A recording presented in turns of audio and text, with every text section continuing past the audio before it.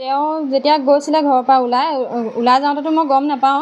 যেতিয়া হাওৰা ষ্টেচনত পাইছিলেগৈ তেতিয়া ফোন কৰিছিলে মানে এবাৰ মোক কৈছে যে মই ট্ৰেইনত উঠিম আৰু মানে 1:45 ট্ৰেইন আছে, ট্ৰেইনত উঠি যাম আৰু এনেকৈ বুলি ক'লে। এনেকৈ বুলি কোৱাৰ পিছতে তাৰপাছৰ পৰা হেৰি কৰা ফোন চোন কৰা নাই। অলপ দেৰি পিছত ফোন কৰি পেলানি কয় যে মোক ইহঁতি খুব মাৰিছে, তহঁতি কিবা এটা সোনকালে ব্যৱস্থা কৰ, থানালৈ যা, থানাত গৈ কেছ দেগৈ। মই মিছা বুলি ভাবি আছোঁ।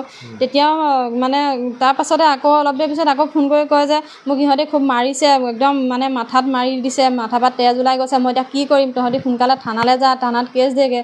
থানালৈ যাবলৈ মানুহৰ মানে ঘৰত কোনো নাছিলে, অসুবিধা হোৱাৰ কাৰণে সেইদিনা যোৱা নহ'ল। পিছদিনা ৰাতিপুৱা যোৱা হৈছিলে থানালৈ। তাৰ পাছতে তেওঁ মানে ফোনটো অকণমান সময় কথা পাতে, ফোনটো কাটি দিয়ে, মোক মাৰিছে বুলি কয়। তাৰ কৈছে যে মই এতিয়া ট্ৰেইনৰ পৰা নামি দিম, ট্ৰেইনৰ পৰা নামি পেলানি মই ক'ৰবালৈ গুচি যাম, এতিয়া মোক সিহঁতি খুব মাৰিছে, নহ'লে মই মৰি থাকিম, এনেকৈ বুলি কয়।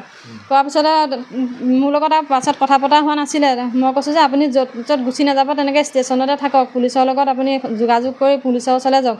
তাৰ কৈছে নহয় মই যাব নোৱাৰোঁ বোলে, এতিয়া সিহঁতি মোক আৰু 3টামান মানুহে মোক খেদি আহিছে বাইক লৈ, বাইকত কৈছে সিহঁতি মোক মাৰিবলৈ আহিছে, মই পলাব লাগিব এতিয়া, নহ'লে মোক আকৌ সিহঁতি মাৰিবহি বুলি কৈ পেলানি মানুহজনে ফোনটো কাটিলে, মোৰ লগত আৰু কথা পতা নহ'লে। ফোনটো ছুইচ অফ। তাৰপাছৰ পৰা ডাঙৰ ল'ৰাটোৰ লগত এবাৰ কথা পাতিছিলে, মোক মাৰি পেলাব ইহঁতি, মাৰিছে মোক বহুত মাৰিছে, মূৰ চুৰ ফালি দিছে, এনেকৈ বুলি কোৱাৰ পিছৰ পৰা ফোনটো মানে নলগা হৈ গ'ল আৰু ফোনৰ কানেকশ্যন অফ হৈ গ'ল। এতিয়ালৈকে কোনো খুংখুত্তই নাই মানুহজনৰ। মোৰ কাষৰে দাদা হয়।